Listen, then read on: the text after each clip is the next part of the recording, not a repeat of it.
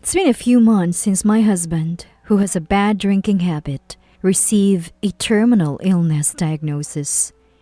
He seems to think that it's me who's been diagnosed and has been living recklessly, drinking, having affairs. It's like he's doing whatever he wants. He even had a nerve to say something outrageous to me.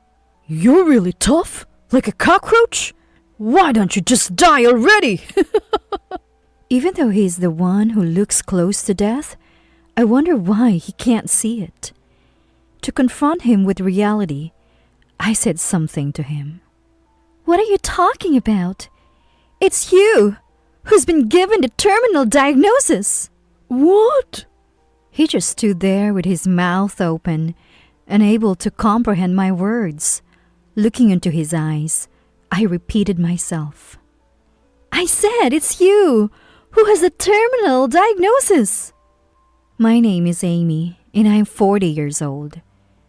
If I had to describe my life in one word, it would be dramatic. I lost my parents in an accident when I was in 11th grade, and my relatives kept passing the buck, saying they couldn't afford to take care of me. Eventually, I ended up living with my father's sister, my aunt, but I was treated horribly there. I would be given noticeably less food than everyone else, and I often heard them wishing I would leave soon. My aunt already had 2 sons and probably couldn't afford to support me. I guess they had no choice but to act that way, being pushed into taking me in by the rest of the family. I leave this house as soon as I graduate from high school. With that determination, I started working part-time at a restaurant, and after a few years, my life took a turn. It was right after I started 12th grade. If you haven't decided on your future yet, why don't you marry me and live together? The man who made this proposal was my then boyfriend, now husband, Matthew. At that time, he was a full-time employee and my trainer at the part-time job. He was incredibly calm and great at teaching. We shared the same taste in music and quickly became a couple. Thank you, but are you sure, Matthew? Won't it be a burden to have me in your life? Not at all. I have enough savings to support you, Amy, and I'm more than happy to have you.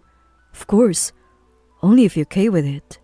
I know I have a bad drinking habit, but I'll cut back once we're married.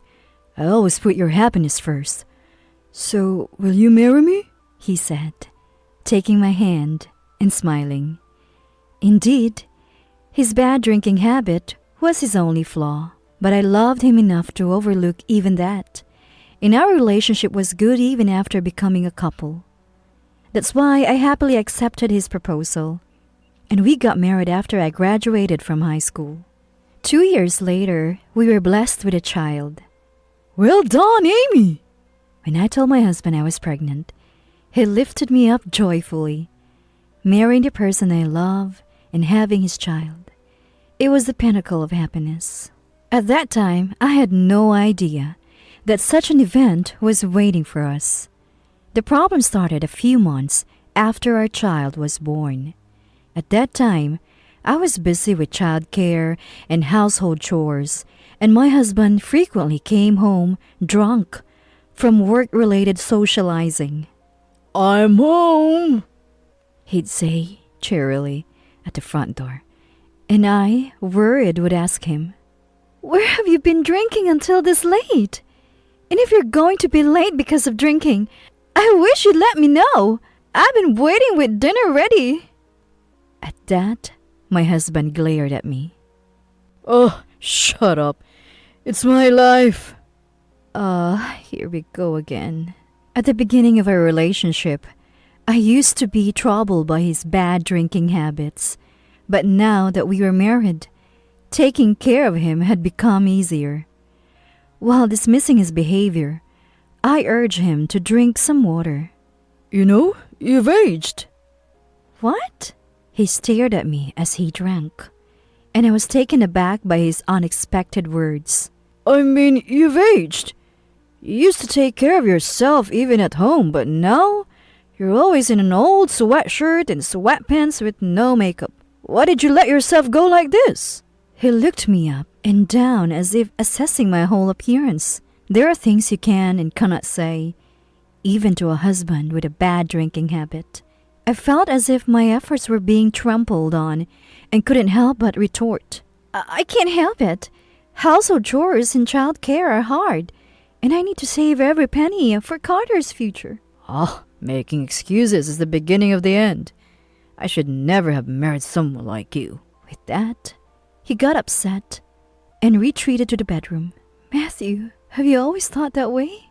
I spent a sleepless night, filled with sorrow, realizing my husband might have always thought so. From that day, our relationship changed. It seemed that my normally kind husband got tired of pretending after that day. He began to say harsh words, even when sober. When in a bad mood, he would kick or slap me. Light violence became a part of my life. Sometimes he would come home smelling of women's perfume, and though not confirmed, it's likely he was cheating. I've thought about divorce many times, but all I have in my bank account is the little money I saved from my part-time job days. In this situation, divorcing and supporting myself and my son would be impossible, and the thought of giving up custody of my son to him was unbearable. Besides, seeking alimony in a divorce case would require hiring a lawyer and other expenses. Considering all this, I couldn't divorce him for the sake of my son's future. One day, amid such days, an incident occurred. "Are you Amy, Matthew's wife? There's something about Matthew we need to discuss. Please come to the hospital." The caller was from the hospital where my husband had a follow-up health check. Surprised by the sudden news, I rushed to the hospital. "Matthew is suffering from terminal cancer." As I entered the hospital room and heard the doctor's words, I was at a loss for words. The doctor continued speaking as I stood there in shock. "It's difficult to say this, but Matthew only has about 6 months to live. We wanted to inform you first, Amy, before telling him directly, as it can be hard to hear." "Thank you. What should we do now?" "There are several options. The choice depends on the patient and the family, so it might be best to discuss it with Matthew first." The doctor's words left me unable to hide my turmoil. Despite his recent bad attitude towards me, I had deep feelings for my husband, having spent many years together. "I'll talk to him." I left the hospital with heavy thoughts. What should I say to him? I couldn't find the right words, no matter how hard I tried to think. As I was contemplating this, my husband returned home. "I'm home!" Drunk as usual. He demanded water as soon as he entered the living room, treating me like a servant. "Actually, I have something important to talk about." What's with a serious tone?" He started fiddling with his mobile phone after taking a sip of water. "Listen carefully. I have received a terminal diagnosis." When I said this, he stopped scrawling and asked, "What did you say?" "I said I have received a terminal diagnosis." Before I could clarify that it was he who was diagnosed, he asked, "Terminal cancer. The doctor said the family and the patient should decide what to do.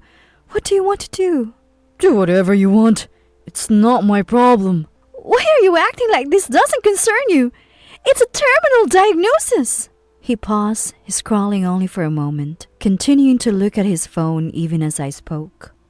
"It's not about me. Why you want me to worry? If you want sympathy, ask Carter." "That's not it. It's you." Okay. End of discussion." He left the living room and retreated to his room. I tried several times after that to bring up the terminal diagnosis, but he would cut me off before I could even start. Finally, "Don't talk about terminal diagnosis in front of me anymore," he said. "He won't even listen to me." "Fine. Do as you please." A few months after my husband received his terminal diagnosis, it happened one morning while he was having breakfast. "Thanks for the meal." In front of him was a barely touched breakfast. I asked him, looking pale, "Don't you have an appetite?" "Yeah, lately I don't feel like eating much. I get short of breath even when walking, and maybe I'm losing strength. I'm off to work. I'll be late again today." He left the house with a sigh. He still doesn't believe he's the one with the terminal diagnosis. I was amazed and cleared away his leftover breakfast. Honestly, seeing him like what was painful, but he had shattered my heart many times. He'd interrupt and refuse to listen whenever I tried to talk about the diagnosis. I no longer felt the need to help him, and he might as well live out his remaining time in his delusion. With these thoughts, I began to tackle the day's household chores one by one. An unexpected visitor came to my usual day-to-day life. The doorbell rang after 3 p.m. When I opened the door, a young and beautiful woman was standing there. "Hello, my name is Michelle.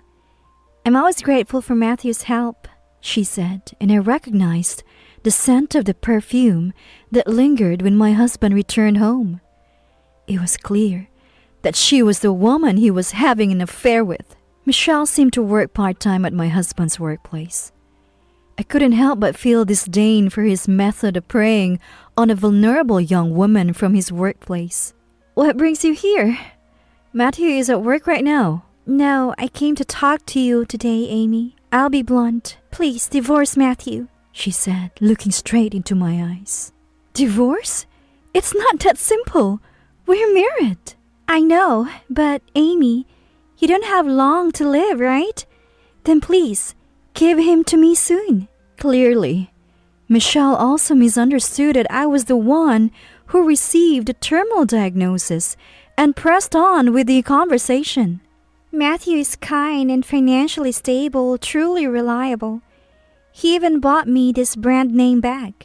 And he's been so supportive, even knowing I have no parents. You don't understand Matthew's kindness, do you, Amy?"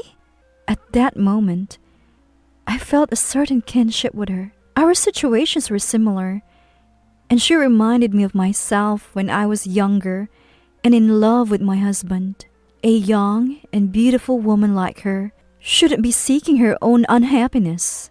Before she regretted getting involved with my husband, I asked her something.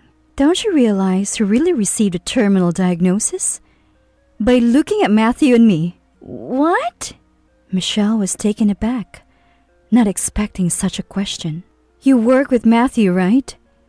He's pale, gets out of breath easily, while here I am, standing and talking to you without any sign of tiredness, my complexion healthy. Who do you think is really terminally ill?" "That would be you, Amy, because Matthew said so." Michelle looked at me, uncertain. Perhaps she was beginning to realize the truth. "Besides, Matthew's money is almost gone." "What?" She was shocked again. "With all the drinking and spending he does, and you must be enjoying most of those benefits, right? I bet he's given you more than just that bag. If Matthew is the one with the terminal diagnosis, you'll have a hard time ahead. Hospital bills, living expenses. Do you still want Matthew?" Michelle, seemingly at a loss for words about Matthew, trembled and said, "Excuse me," before leaving. I doubted that Michelle believed everything I said. However, if it made her reconsider even a little, that would be enough. I watched the door she had exited through, lost in thought. That night, for a change, my husband came home sober. But he clearly looked exhausted. When I asked why he sighed, he said he had tried to work as usual, but couldn't keep up his strength and had to take several breaks, which angered his boss. "Are you okay? You're really tough, like a cockroach." As he muttered, I gave him a cold look. "What are you talking about? You're the one with a terminal diagnosis." "What?" He stood there, mouth open, unable to comprehend my words. "I said you're the one who's been diagnosed." "Hey, wait a minute. You're joking, right?" He shook my shoulders as he said this. "I wouldn't joke about this. Looking at your recent health and complexion, isn't it obvious who's terminally ill?" I answered calmly while he shook my shoulders. "You keep quiet about this?" "Of course not. You just misunderstood on your own. I tried to tell you, But you didn't want to listen, so I stayed quiet. Bastard! Enraged by my words, he raised his hand in anger, expecting to be hit. I closed my eyes, but no pain came. When I slowly opened my eyes, I saw my son stopping my husband's hand from hitting me. Dad, stop it! What? Talking back to your father? My husband was still furious, even towards our son, but he couldn't easily shake off his hand. Uncomfortable, he finally let go and retreated to his room. Mom, are you okay? I heard Dad yelling from my room. My son calls out to me. Thank you, Carter. Really, thank you. Oh, my child has grown up so much. I might not know what would have happened without him. With feelings of gratitude for his growth, I thank him repeatedly. Then my son made a suggestion. The next morning, while I was making breakfast, my husband entered the living room awkwardly. Good morning. Sorry for getting angry yesterday, he said, standing next to me, and I turned to him with displeasure. What? Why are you suddenly so meek? No, I want to apologize for everything. I'm really sorry. He apologized deeply. Why are you suddenly apologizing like this? No, I just realized I need you. Will you stay with me until the end? We are a married couple who've been through a lot together, right? His unexpected words made me laugh derisively. A married couple who've been through a lot? Don't make me laugh. And what about the girl you were having an affair with? That girl, Michelle? She hasn't returned my messages since last night, and I can't reach her by phone. So that's why he's turning to me. According to my husband, as soon as he learned from me that he was the one with the terminal diagnosis, he immediately messaged Michelle, expecting a prompt message of concern from her, but there was no reply. Watching my pitiful husband, I felt relieved that Michelle had escaped from his harm. So you're the only one I can rely on. Please, I'm begging you. What do you really want? I won't understand unless you say it clearly. After a while, my husband seemed to have made up his mind, and with a deeper apology he said, Please, lend me the money for hospitalization. No. How will you pay it back? It's your own fault, so deal with it yourself. Besides, even if you get hospitalized, you're not going to make it. Do you really need to be in the hospital? When I said that, my husband continued. Yeah, I know I'm not going to make it, but if I have to suffer like this at home without any medication, I'd rather be hospitalized and die a little more peacefully. I see. That's what he's after. He wants me to pay for his hospitalization. I couldn't help but smile at my husband's ridiculousness. Seeing my expression, he seemed to finally feel relieved, thinking I had forgiven him, unaware of the worst situation awaiting him. Absolutely not. You're only being convenient now that it's disadvantageous for you, I said bluntly, and then presented the divorce papers I had kept in my apron pocket. I want a divorce. Hey, are you going to abandon your husband, who you've spent years with and who has only a little time left? Abandon? You abandoned me a long time ago. When I said that, my husband hesitated to speak, then asked with a hint of dissatisfaction. But what will you do from now on? About Carter's education? Where to live? Don't worry. Carter is planning to drop out of school and work. He's interested in car mechanics, and a friend's parents run a garage. They've offered to let Carter and me work and live there. It's fortunate to have such good friends. Until Carter drops out, I plan to stay at my relative's house. It's much better than living here. Honestly, I've been wanting to divorce you for a long time. The only reason I didn't was because of Carter. But now that Carter's future is decided, there's no need for me to stay. As I spoke firmly, my husband realized he could no longer hold me back and stared at me in disbelief. Then sign these divorce papers right now. I'll be organizing Carter's and my things in the meantime. A moving company will come later. Please, cooperate then. Saying this, I saw my husband's face, worn out, and looking at me with pleading eyes until the end. He would likely spend his last days in this house. I sympathized, but it was his punishment for years of persecution. So, goodbye, Matthew. I closed the door of my home. Later, I heard from a mutual friend that my ex-husband had passed away. His family gathered for the funeral. I would probably be blamed for not being there in his last moments if I attended. I had no intention of going to a place where such negative assumptions could be made. However, after a few years, when my feelings had settled, I visited a certain place with my son. You don't have to pay respects to such men. Hey, don't speak like that. The place we visited was my ex-husband's grave. A mutual friend told me where it was, in a cemetery where he now rested. Honestly, I never wanted to involve myself with my ex-husband again, but I wanted to report to him that our son had grown up so much. But I wouldn't come here again, because we were moving out of state. Since then, Carter worked while gaining practical experience as a mechanic and successfully obtained his automotive mechanic certification. He's set to work in a garage out of state from spring. Let's go back. We still have to prepare for the move. As I said this and stood up to call Carter, he didn't move.